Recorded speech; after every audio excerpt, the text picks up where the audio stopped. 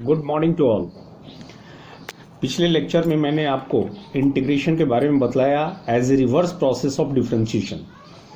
आज हम लोग इंटीग्रेशन को एक अलग ही अंदाज में जानेंगे। दरअसल इंटीग्रेशन का मतलब एक तरह का समेशन होता है, एक तरह का एडिशन होता है।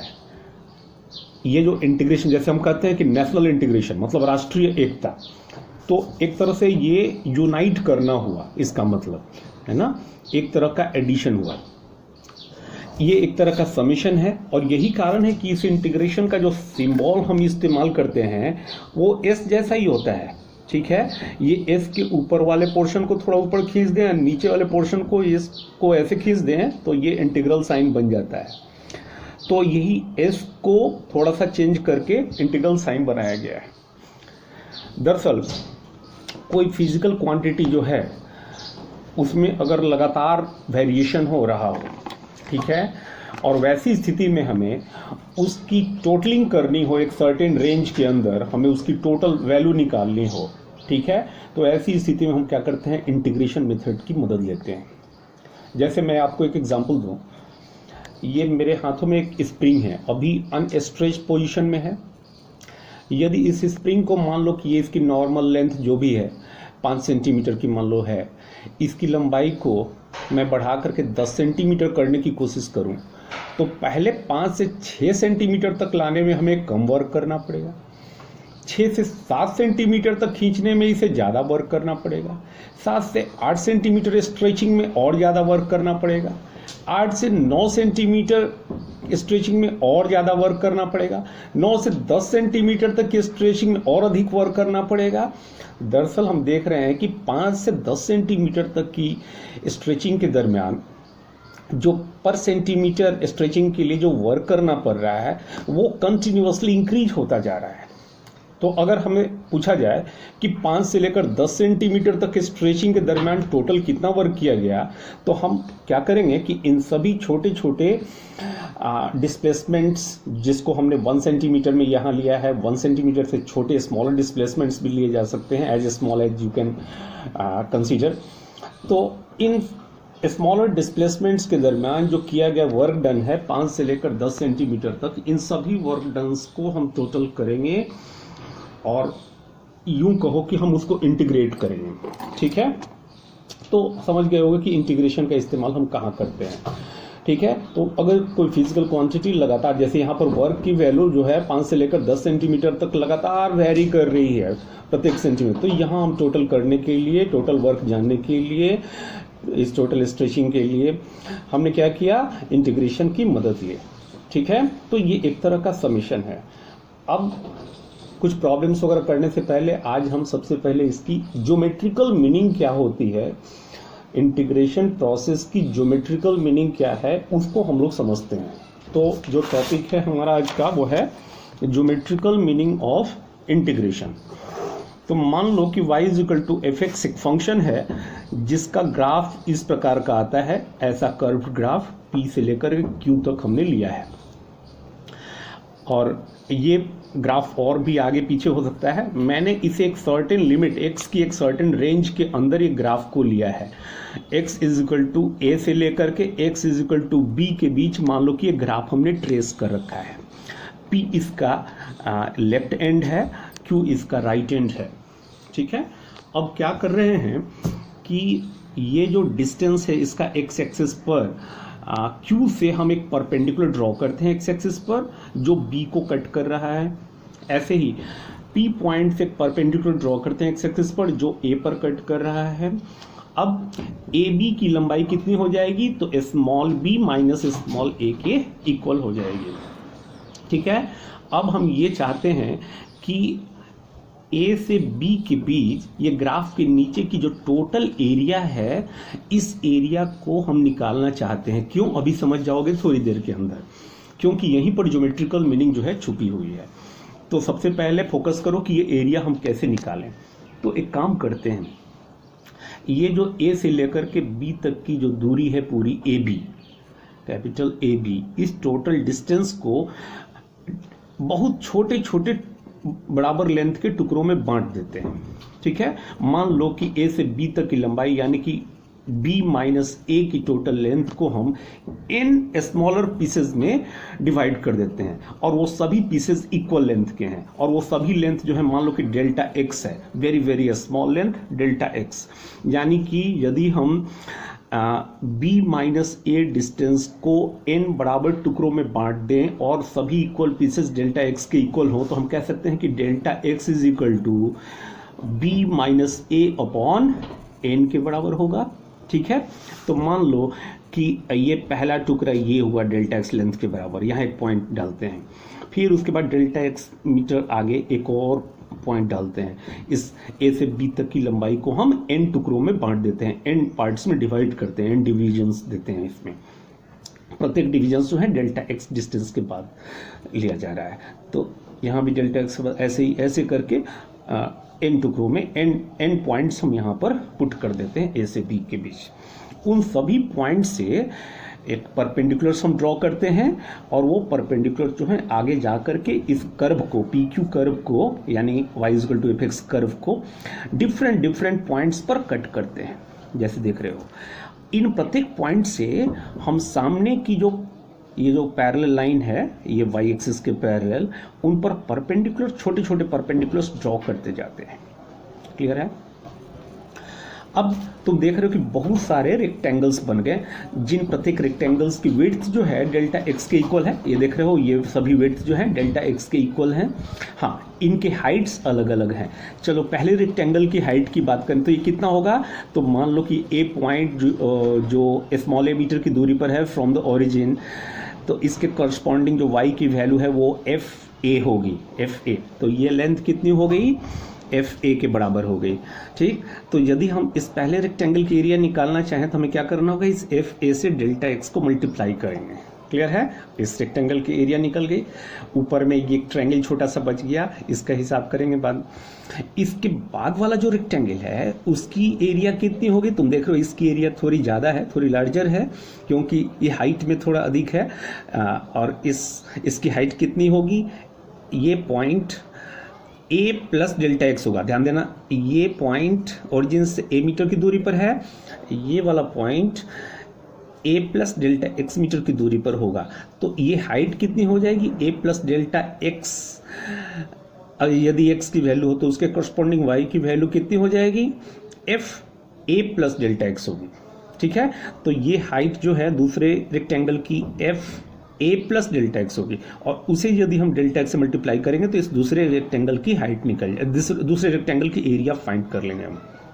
वैसे ही ये जो थर्ड रेक्टेंगल है उसकी एरिया निकालने के लिए क्या करना होगा, तो विड्थ तो सेम है डेल्टा एक्स के बराबर, लेकिन हाइट जो है इसकी F a plus 2 delta x हो जाएगी। ध्यान देना, ये पॉइंट जहाँ से ये परपेंडिकुलर ड्रॉ किया गया इस कर्व पे, तो इस पॉइंट की वैल्यू कितनी होगी, इस पॉइंट पर x की value x is equal to a plus 2 delta x. ये कितना हो गया, ये 2 डेल्टा एक्स के बराबर। और इस पॉइंट के करस्पॉन्डिंग जो y की वैल्यू होगी वो f a plus 2 delta x हो जाएगी। तो F a plus 2 delta x को यदि डेल्टा एक्स से मल्टीप्लाई करेंगे तो इस थर्ड रेक्टेंगल की एरिया फाइंड कर लेंगे हम। इस तरह से हम इन सभी रेक्टेंगल्स की एरिया फाइंड कर लेंगे और इन सबको ऐड कर दें यदि, और उसके बाद ये जो तुम देख रहे हो ये जो स्मॉलर ट्रायंगल्स बन रहे हैं, इन सभी रेक्टेंगल्स की एरिया में इन सभी ट्रायंगल्स की एरिया को भी यदि हम जोड़ दें तो इस तरह से इस कर्व के नीचे की टोटल एरिया निकल जाएगी। ठीक है, तो इसी में हमारा इंटरेस्ट भी है। ठीक है, हमेशा ध्यान रहे इन सभी रेक्टेंगल्स की एरिया प्लस ये ऊपर में जो छोटे छोटे ट्रायंगल्स दिख रहे हैं, इन सभी ट्रायंगल्स की area, the sum of this two areas will be equal to the total area under the curve p q which represents y is equal to fx in the range x is equal to a to x is equal to b। तो सबसे पहले इन सभी rectangles के area को हम पहले sum up करते हैं। तो i इज इक्वल टू हो जाएगा, पहले रेक्टेंगल की area F A into delta x होगी, फिर दूसरे रेक्टेंगल की area F a plus delta x into delta x होगी, तीसरे रेक्टेंगल की area F a plus 2 delta x into delta x होगी इंटू डेल्टा एक्स। ऐसे करके चौथे पांचवें ऐसे nth रेक्टेंगल की जो एरिया होगी वो f a plus n minus 1 delta x into delta x के इक्वल होगी, and this summation will be equal to the total area of all the rectangles. ध्यान देना, अभी ट्रायंगल्स के एरिया की बात हम नहीं कर पा रहे हैं, नहीं कर रहे हैं। ये सभी रेक्टेंगल्स की जो छोटे छोटे हैं उन सब की एरिया का सम हो जाएगा, उन सब की एरिया हो जाएगी। अच्छा, इसी को हम शॉर्ट हैंड फॉर्म में अगर हम लिखें तो हम ऐसे लिखेंगे कि I is equal to, I stand for, I represents the summation of all this rectangles, summation of the area of all this rectangles which is equal to, तो इसको शॉर्ट हैंड फॉर्म में कैसे लिखेंगे, तो summation of area of nth rectangle, ध्यान देना, f x i delta x, f x i क्या हो गया, ये हो गया nth रेक्टेंगल की हाइट हो गई, और डेल्टा एक्स तो उसकी वेट्स हो गई, मल्टीप्लाई कर देंगे तो nth रेक्टेंगल अगर कोई है, चूंकि हमने n टुकड़ों में बांट दिया है, तो कोई भी एक बीच का ith रेक्टेंगल अगर हम ले लें, i की वैल्यू कोई भी, तो ith रेक्टेंगल की जो हाइट है उसको उसकी वेट से मल्टीप्लाई कर देंगे तो ith रेक्टेंगल की एरिया फाइंड कर लेंगे। आई चूंकि रैंडमली आर्बिट्ररली हमने चूज किया है, जिसकी वैल्यू कहाँ से कहाँ लेंगे हम, रेंज i इक्वल टू 1 से लेकर के n तक लेंगे, चूंकि हमने a से b तक के बीच की लेंथ को हमने n बराबर टुकड़ों में बांट रखा है। तो ये एक्चुअल में ये टोटल वैल्यू जो है इसको हम शॉर्ट हैंड फॉर्म में ऐसे लिखेंगे, यानी कि this area of all this rectangles is equal to summation of area of ith rectangle where i is equal to 1 to n। ठीक है, अब i का मतलब यहाँ क्या हो, xi का मतलब a plus delta x, a plus 2 delta x and so. ठीक है, अब तुम देख रहे हो कि ये जो एरिया है ये तो इन सभी रेक्टेंगल्स की एरिया हो गई। अभी ये टोटल एरिया नहीं हुई, पी क्यू कर्व के नीचे की टोटल एरिया नहीं हुई। टोटल एरिया निकालने के लिए हमें क्या करना होगा, इन सभी छोटे छोटे ट्रायंगल्स के एरियाज का भी समेशन करके इसमें एडिशन करना होगा। ठीक है, तो हमेशा ध्यान रखें कि ये ट्रायंगल्स बड़े छोटे छोटे हैं, लेकिन इनकी एरिया को भी हमें कंसीडर करना होगा। एक प्लान करते हैं, एक तरीका अपनाते हैं। यदि हम मान लो कि n की वैल्यू को बढ़ाते जाएं, मतलब ये जो a और b के बीच जो हमने रेक्टेंगल्स लिए हैं इनकी संख्या ज़्यादा से ज़्यादा कर दी जाए, कैपिटल N की value if it tends to infinity, n की संख्या काफ़ी ज़्यादा से ज़्यादा करते जाएं, तो डेल्टा x की वैल्यू स्मॉलर एंड स्मॉलर होती जाएगी, यानी कि इन सभी रेक्टेंगल्स जो है वो काफ़ी थिन होने लगेंगे, इनकी विड्थ जो है घटनी शुरू हो जाएगी। जब विड्थ रिड्यूस होनी शुरू हो जाएगी तो ये जो परपेंडिकुलर्स जो हैं अधिक इस कर्व को अधिक से अधिक पॉइंट्स पर कट करेंगे, वैसी स्थिति में ये जो ट्रायंगल्स होंगे छोटे छोटे ये और भी छोटे छोटे हो जाएंगे। ठीक है, यानी कि इन ट्रायंगल्स की एरिया जो है स्मॉलर एंड स्मॉलर होने लगेगी। वैसी परिस्थिति में when n tends to infinity, जब इन रेक्टेंगल्स की संख्या जो है इन्फिनिटी की ओर चली जाए, इन्फिनिटी की ओर अग्रसित हो, आगे बढ़े, तो वैसी स्थिति में इनकी विड्थ जो है दैट विल टेंड टू 0, यानी कि वो very very small as possible होने लगेगी। एंड ये जो ट्रायंगल्स हैं ये इनकी एरिया जो है नेग्लिजिबली स्मॉल होनी शुरू हो जाएगी, और हम कह सकते हैं कि उस स्थिति में इन सभी रेक्टेंगुलर बार्स की जो टोटल एरिया होगी वही पी क्यू कर्व के नीचे की टोटल एरिया होगी। तो ध्यान देना, when delta x tends to 0, यानी कि इन सभी रेक्टेंगल्स की विड्थ जब 0 के करीब करीब होना है, 0 नहीं, ध्यान देना, ये तीर पहले भी बता चुका हूं, ये क्या बताता है, टेंड्स टू 0, मतलब as small as possible, very close to 0 but not equal to 0। तो इसको हम लिखते हैं limit delta x tends to 0। वैसी स्थिति में ये जो समेशन है क्या, f x i delta x, यानी कि ith रेक्टेंगल की area from i equal to 1 to n when n tends to infinity, वैसी स्थिति में ये टोटल लिमिट, ये जो हुआ, ये टोटल एरिया, ये एरिया जो है इस कर्व के नीचे और एक्स एक्सिस के बीच की जो टोटल एरिया होगी उसके इक्वल होगी। हम कह सकते हैं कि this summation is actually equal to area p a b q, ध्यान देना, पी ए बी क्यू, यानी कि इस कर्व के और एक्स एक्सिस के बीच की जो घिरी हुई टोटल एरिया है इस एरिया के इक्वल हो जाएगी। ठीक है, ध्यान देना, ये कब होगी, ये कर्व के नीचे की एरिया के बराबर ये टोटल रेक्टेंगल्स के एरिया कब होंगे, उस परिस्थिति में when delta x tends to 0, when n tends to infinity. और वैसी स्थिति में इन सभी रेक्टेंगल्स की एरिया का जो सम होगा वो होगा इस कर्व के नीचे की टोटल एरिया के बराबर। तो ये जो टर्म है तुम्हारा i इज इक्वल टू इतना limit delta x tends to 0 summation of all areas of all rectangles existing between a and b। तो इसी समेशन को हम क्या कहते हैं, इसी को इंटीग्रेशन कहते हैं। हम लिखते हैं integration F x d x. ध्यान देना, अब ये क्या हो गया, ये एफ एक्स और डेल्टा एक्स नहीं, इसको डी एक्स लिखेंगे।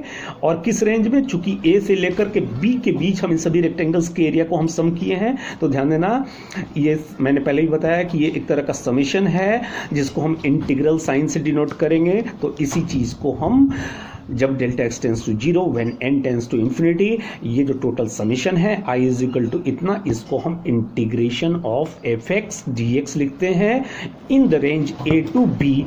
a जो कि लोअर लिमिट हो गई, b अपर लिमिट हो गई। a से लेकर b के बीच में इस कर्व और x एक्सिस के बीच की जो टोटल एरिया होगी उसको हम इस एफ एक्स के इंटीग्रेशन के द्वारा फ्रॉम a टू b हम लिखेंगे। तो क्या हुआ ज्योमेट्रिकल मीनिंग, ज्योमेट्रिकल मीनिंग किसी गिवन फंक्शन के इंटीग्रल का ज्योमेट्रिकल मीनिंग ये हुआ कि वो फंक्शन जिस कर्व को, जिस ग्राफ को रिप्रेजेंट कर रहा है, उस ग्राफ के नीचे की जो टोटल एरिया है वो क्या होती है कि उस फंक्शन के इंटीग्रल के बराबर होती है एक गिवन रेंज, जो कि उसकी लोअर लिमिट और अपर लिमिट के द्वारा रिप्रेजेंट किया जाता है। यानी कि the definite integral is defined by this equation, number 2 signifies the area under the curve between limits a and b। and the definite integral of a function can be determined। ठीक है, अगर कोई function है उसका definite integral हमें एक certain lower और upper limit एक सर्टेन रेंज में डिटरमाइन करना है, तो हम क्या करेंगे, ज्योमेट्रिकली ये काम हम कैसे कर सकते हैं। तो हम क्या करें, वो फंक्शन जिस ग्राफ को रिप्रेजेंट कर रहा है उसके नीचे की जो टोटल एरिया है उसको यदि हम मेजर कर सकें तो that area will give the total integral value. तो इस तरह से आपने समझा कि ज्योमेट्रिकली कैसे जो है ये इंटीग्रेशन जो है, डेफिनेट इंटीग्रेशन, ये एक तरह का क्या है, समेशन है एक सर्टेन रेंज के अंदर। अब समझते हैं physical significance of definite integral. ठीक है, ये जो डेफिनेट इंटीग्रल है इसका फिजिक्स में क्या उपयोग है, फिजिकल सिग्निफिकेंस इसका क्या है। तो सबसे पहले एग्जांपल्स के तौर पे हम बताएं, the integral of acceleration function between two time limits gives the change in velocity. समझो, हमने बताया था तुम लोगों की वेलोसिटी को यदि टाइम के रेस्पेक्ट में डिफ्रेंशिएट कर दें तो हमें एक्सीलरेशन मिलता है। ठीक है, यानी dv/dt इक्वल टू a होता है। तो अगर हम एक्सीलरेशन को इंटीग्रेट कर दें टाइम के रेस्पेक्ट में तो वो चेंज इन वेलोसिटी देगा। समझो ऐसे, चूंकि dv/dt जो है a के एक्सीलरेशन के बराबर होता है तो dv is equal to a dt हो जाएगा। अगर दोनों साइड को हम इंटीग्रेट कर दें तो dv को v1 से लेकर v2 तक यदि इंटीग्रेट कर दें, मान लो कि वेलोसिटी की वैल्यू v1 से v2 के बीच चेंज हुई है, v1 से चेंज होकर v2 हुई है टाइम t1 से लेकर t2, इस टाइम इंटरवल में, तो dv का हो जाएगा इंटीग्रल v, और फिर अपर लिमिट और लोअर लिमिट पुट करेंगे आप तो v2 माइनस v1 हो जाएगा a dt के बराबर, a dt के इंटीग्रल के बराबर। ठीक है, तो इस तरह से एक्सीलरेशन का integration with respect to time हमें क्या देता है, चेंज इन वेलोसिटी देता है। ये ग्रेट सिग्निफिकेंस है। तुम वेलोसिटी को डिफरेंशिएट करके अगर एक्सीलरेशन ऑब्टेन कर रहे हो तो एक्सीलरेशन को with respect to time integrate करके तुम चेंज इन वेलोसिटी निकाल सकते हो। तो ये इसका ग्रेट सिग्निफिकेंस हुआ। क्या हुआ, change in velocity in a given time interval from t1 to t2 is equal to the integral of acceleration with respect to time in the range of time from t1 to t2, यानी कि v2 minus v1 is equal to a dt and it's integral फ्रॉम t1 to t2। एक दूसरा example लेते हैं। तुम जानते हो कि डिस्प्लेसमेंट को टाइम के रेस्पेक्ट में डिफरेंशिएट करने पर वेलोसिटी ऑब्टेन होता है। ठीक है, इसका उल्टा वेलोसिटी को अगर टाइम के रेस्पेक्ट में इंटीग्रेट कर दें हमें चेंज इन डिस्प्लेसमेंट मिलेगा। ठीक है, तो जैसा इसके पहले हमने किया कि एक्सेलरेशन का इंटीग्रेशन क्या देगा, वेलोसिटी, चेंज इन वेलोसिटी देगा। वैसे ही वेलोसिटी को इंटीग्रेट करने पर गिवन टाइम इंटरवल t1 से लेकर t2 तक में हमें क्या मिलेगा, चेंज इन पोजीशन मिलेगा, change in displacement x2 minus x1 मिलेगा। समझो इसको कैसे, dx अपॉन dt हो गया v, ये तुम जानते हो, तो यहाँ से dx is equal to v dt हो गया। दोनों साइड को इंटीग्रेट करते हैं तो dx का इंटीग्रेशन कहाँ से कहाँ तक, मान लो कि पोजीशन में डिस्प्लेसमेंट में चेंज जो है x1 से x2 आया है, तो x1 से x2 पुट कर दो लोअर एंड अपर लिमिट की जगह, v dt को इंटीग्रेट कर दीजिए आप t1 से लेकर t2 तक, तो ये हो जाएगा आपका dx का इंटीग्रेशन x और अपर लोअर लिमिट पुट करने पर x2 माइनस x1, तो v dt जो है and it's integral in the time interval t1 to t2 ये हो जाएगा x2 माइनस x1। इस तरह से हम देखते हैं कि वेलोसिटी को यदि टाइम के रेस्पेक्ट में यदि हम इंटीग्रेट करें तो हमें चेंज इन डिस्प्लेसमेंट मिल जाता है। ठीक है, ये इसका सिग्निफिकेंस हुआ। एक तीसरा एग्जांपल लेते हैं, इंटीग्रल ऑफ फोर्स का integral within the specific space equal to the change in kinetic energy, और पोटेंशियल एनर्जी भी हो सकता है, और पोटेंशियल एनर्जी समझ लो इसको क्या होता है, पोटेंशियल ऑफ द पार्टिकल। मान लो कि एक पार्टिकल है जो मूव कर रही है, कुछ फोर्स लगाया जा रहा है उस पर जिसकी वजह से उसमें मोशन हो गया, ठीक है, और उस पार्टिकल पर लगने वाला फोर्स वेरिएबल फोर्स है। सपोज करो कि वो फोर्स क्या है, वेरिएबल है। ऐसे मान लो कि फोर्स और डिस्प्लेसमेंट के बीच का ग्राफ हम प्लॉट कर सकें तो वो इस तरह का ग्राफ आता है। ठीक है, ये एक मान लो कि displacement x is equal to 1 metre से x is equal to 2 metre तक के डिस्प्लेसमेंट के लिए उस पार्टिकल पर लगने वाला फोर्स इस तरीके से वैरी कर रहा है। ठीक है, तो एक वेरी स्मॉल डिस्प्लेसमेंट dx के लिए जो वर्क करना पड़ेगा वो कितना वर्क करना पड़ेगा, तो dw is equal to f dx के बराबर होगा। ठीक है, तो ग्राफिकली अगर इसको समझें तो तुम देखो ये जो फोर्स एक्ट किया है x इक्वल टू 1 से x इक्वल टू 2 तक, जिसके लिए ग्राफ है, तो यदि हम इस लोअर एंड a से परपेंडिकुलर ड्रॉ करें, b से परपेंडिकुलर ड्रॉ करें x इक्वल टू 1 से x इक्वल टू 2 के बीच, और कहीं पर भी एक छोटा सा एलिमेंट ले लें dx थिकनेस का, और वैसी स्थिति में हम फोर्स को करीब करीब कांस्टेंट मानते हुए इस स्मॉलर डिस्प्लेसमेंट के लिए वर्क डन हम कैलकुलेट करें तो हम क्या करेंगे, 9th क्लास में पढ़े हो, work done is equal to force into displacement. तो इस स्मॉल डिस्प्लेसमेंट dx के लिए किया गया work done dw is equal to क्या हो जाएगा, f इंटू dx हो जाएगा। ठीक है, अब तुम इस ग्राफ में देखो x इक्वल टू 1 से x इक्वल टू 2 के बीच ऐसे बहुत सारे रेक्टेंगल्स हम ड्रॉ कर सकते हैं, dx मीटर थिकनेस का कई सारे रेक्टेंगल्स ड्रॉ कर सकते हैं। उन सभी रेक्टेंगल्स के एरिया को यदि हम सम अप कर दें, यानी कि हमें टोटल वर्क मिल जाएगा। टोटल वर्क हमें x इक्वल टू 1 से x इक्वल टू 2 तक डिस्प्लेसमेंट के लिए टोटल वर्क कैलकुलेट करने के लिए हम क्या करेंगे, इन f इंटू डी एक्स के प्रोडक्ट को हम क्या करेंगे, इंटीग्रेट कर देंगे x इक्वल टू 1 से लेकर के x इक्वल टू 2 तक, तो इस तरह से हमें वर्क मिल जाएगा। समेशन अभी मैंने बताया कि ये जो समेशन है f और dx के प्रोडक्ट का, ये समेशन क्या कहलाएगा, यही इंटीग्रेशन कहलाएगा। तो इस बात को हम ऐसे भी कहें कि फोर्स का इंटीग्रेशन f और dx का प्रोडक्ट का जो इंटीग्रेशन है, ठीक है, या फोर्स का ये जो स्पेस इंटीग्रल है under range x is equal to x1 to x2, ये क्या देगा, this is equal to total work done on the particle. ये टोटल वर्क डन क्या करेगा, या तो पोटेंशियल एनर्जी में चेंज लाएगा उस पार्टिकल के, या उस पार्टिकल की काइनेटिक एनर्जी में चेंज लाएगा। तो हम कह सकते हैं कि this work done will be equal to change in kinetic energy k2 minus k1 और change in potential energy u2 minus u1। ठीक है, वो सिचुएशन पर डिपेंड करेगा। This is equal to integral of force into displacement under range x1 to x2। ठीक है, तो इस तरह से हम देखते हैं कि फिजिकल सिग्निफिकेंस जो है कैसे यहाँ पर हमने वर्क डन निकालने के लिए इस इंटीग्रेशन की मदद हम लेंगे, और ये जो डेफिनेट इंटीग्रल है हमें वर्क निकालने में मदद करेगा। ग्राफिकली भी हम इसे कैलकुलेट कर सकते हैं। एक और एग्जांपल लेते हैं। The integral of force within a given time interval is equal to the change in momentum, ठीक है, ऑफ ए पार्टिकल। ठीक है, तुम Newton second law of motion पढ़े हो 9th क्लास में। 9th क्लास में ये पढ़े होगे कि किसी बॉडी पर applied force that is equal to rate of change in momentum. तो उसको हम मैथमेटिकली कैसे रिप्रेजेंट करेंगे? तो F is equal to applied force on a body is equal to dp upon dt। dp क्या है? Change in momentum, change in linear momentum, rate of change in linear momentum मतलब dp upon dt। तो F is equal to dp upon dt, तो यहां से लिख सकते हो dp is equal to f dt, dp is equal to f dt हो गया। तो यदि दोनों साइड को इंटीग्रेट कर दें तो dp को हम मान लो कि किसी बॉडी पर कुछ फोर्स लगा एक गिवन टाइम इंटरवल t1 से लेकर t2 तक, जिसकी वजह से उसकी लीनियर मोमेंटम में चेंज आया p1 से लेकर के p2 तक, ठीक है। तो dp को इंटीग्रेट करेंगे under this limit p1 to p2, तो f dt को भी हमें इंटीग्रेट करना होगा, यानी फोर्स को टाइम के रेस्पेक्ट में इंटीग्रेट करना होगा under time interval t1 to t2। तो ये कितना हो जाएगा? dp का इंटीग्रेशन हो गया p, और फिर अपर एंड लोअर लिमिट पुट करोगे p2 माइनस p1, तो ये जो p2 माइनस p1 हो गया ये f dt के इंटीग्रल के इक्वल हो गया under the given time interval t1 to t2।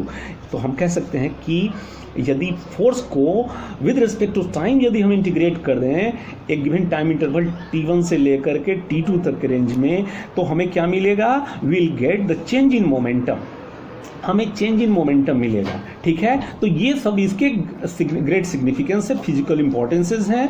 Graphically अगर समझे तो तुम देखो किसी बॉडी पर अगर लगातार फोर्स एक्ट कर रहा हो t इक्वल टू 0 से लेकर t सेकेंड तक, मान लो कि उसकी फोर्स की वेरिएशन इस तरीके से हो रही है, फोर्स 0 से बढ़ के मैक्सिमाइज हुआ फिर 0 हो गया। जैसे मान लो कि एक कील दीवार में डाल रहे हैं, उस पर हथौड़ा मारा, ठीक है, एक वेरी शॉर्ट टाइम इंटरवल के अंदर जो है फोर्स जो है 0 से बढ़ के मैक्सिमम हुआ, फिर 0 हो गया कील पिक होने के बाद। तो फोर्स और टाइम के बीच अगर हम ग्राफ प्लॉट कर सकें तो वो ग्राफ इस तरह का आता है। किसी शॉर्ट टाइम इंटरवल में यदि हम एफ की बात करें फोर्स की, तो एक शॉर्ट टाइम इंटरवल के लिए फोर्स को करीब करीब कांस्टेंट मानते हुए और एफ और डी को इस शॉर्ट टाइम इंटरवल डी में फोर्स और टाइम इंटरवल के प्रोडक्ट अगर हम निकाल सकें, ठीक है, तो ये इस एरिया के बराबर होगा, ठीक है, इस रेक्टेंगल के एरिया के इक्वल होगा। और इस पूरे ग्राफ को, इसके अंदर के एरिया को तमाम रेक्टेंगल्स में छोटे बड़े रेक्टेंगल्स में बांट दे, तो उन सब की टोटल एरिया अगर हम सम अप कर सकें, यानी कि एफ डी टी को अगर हम इंटीग्रेट कर सकें, फोर्स का टाइम इंटीग्रल ये जो हम ले सकें T1 से लेकर T2 तक के बीच, तो ये क्या देगा हमें? ये टोटल चेंज इन मोमेंटम देगा, यानी कि फोर्स और टाइम के ग्राफ के बीच की जो टोटल एरिया है ये एफ डी टी के इंटीग्रल के बराबर होती है और ये अल्टीमेटली चेंज इन मोमेंटम के इक्वल होती है। आगे आप लोग पढ़ोगे कि this is called a new physical quantity impulse, जो कि इम्पल्स के इक्वल होती है। और भी बहुत सारे इंपॉर्टेंस है। तुम जानते हो कि rate of flow of electric charge क्या होता है? इलेक्ट्रिक करंट होता है।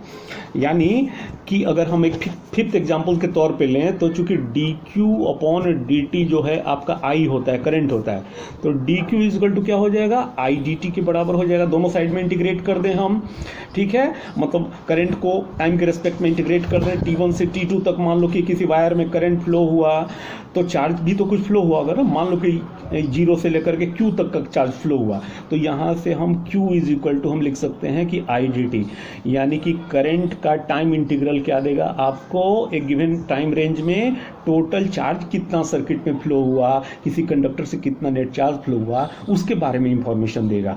और भी बहुत सारे सिचुएशंस आएंगे जिसमें हम लोग देखेंगे कि कैसे जो है ये डेफिनेट इंटीग्रल जो है हमें जो है इसका काफ़ी मदद करता है। इसका ज्योमेट्रिकल मीनिंग जो है हमें किसी गिवन फंक्शन की एक रेंज में इंटीग्रल निकालने में काफ़ी हेल्प करता है, ठीक है।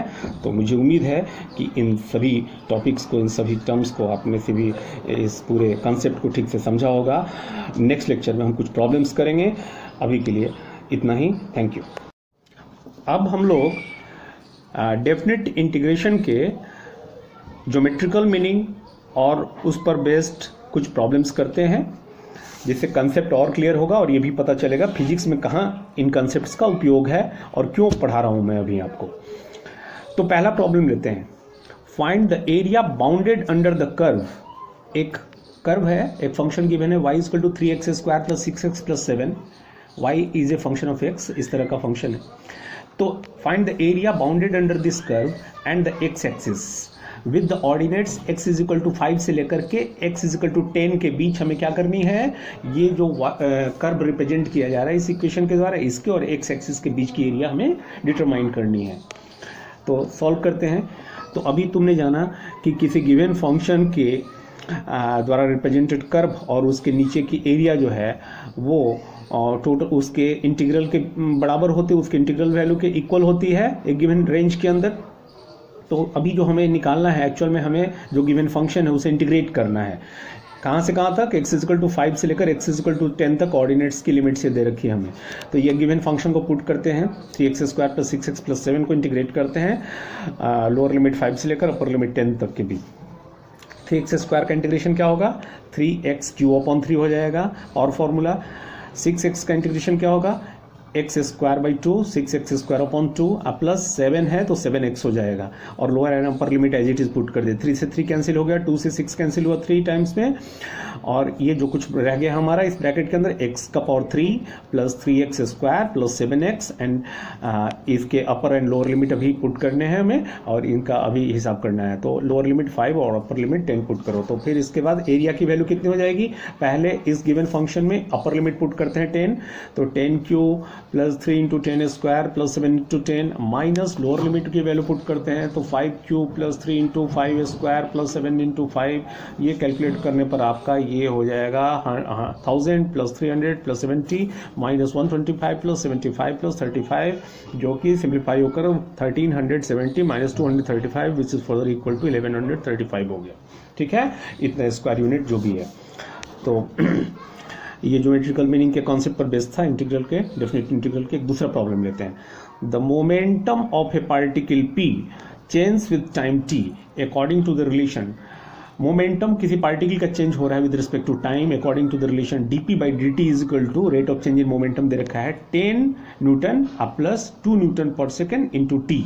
ठीक है, ये यूनिट दे रखा है अंदर में। एक्चुअल में ये इसकी वैल्यू 10 + 2t है, टाइम के साथ वेरी कर रहा है इस रिलेशन के according. If the momentum is 0 at t=0 in the beginning, t=0 पर मान लो कि मोमेंटम 0 था जैसा दे रखा है, तो what will be the momentum at t=10 second, 10 second के बाद मोमेंटम कितनी होगी ये हमें निकालना है।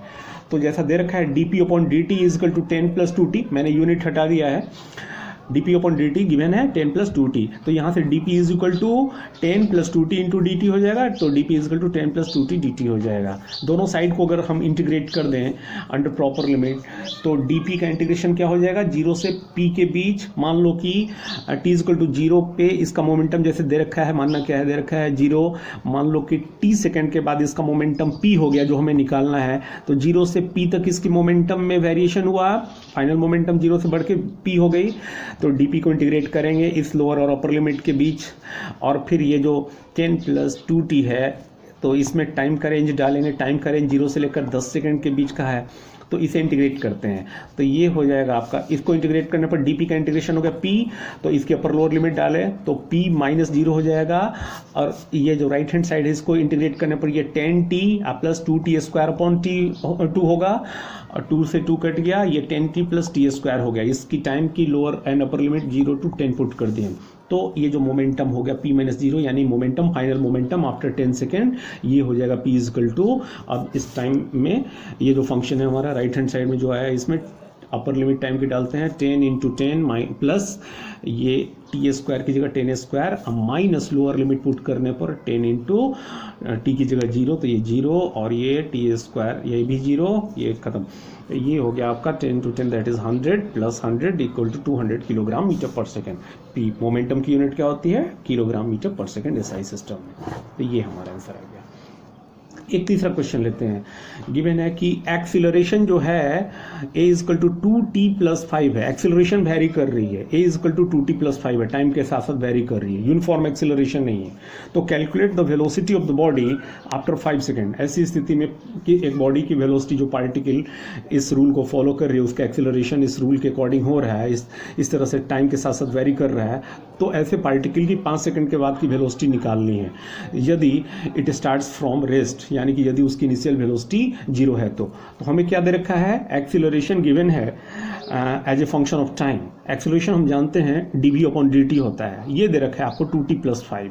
तो जब d v upon d t is equal to 2t+5 तो d v is equal to 2t+5 d t हो जाएगा, d v is equal to 2t+5 d t हो जाएगा। दोनों साइड को इंटीग्रेट कर दो तो डी वी का इंटीग्रेशन क्या हो जाएगा, मान लो कि इस डी वी का इंटीग्रेशन जो है 0 से v तक ले रहे हैं।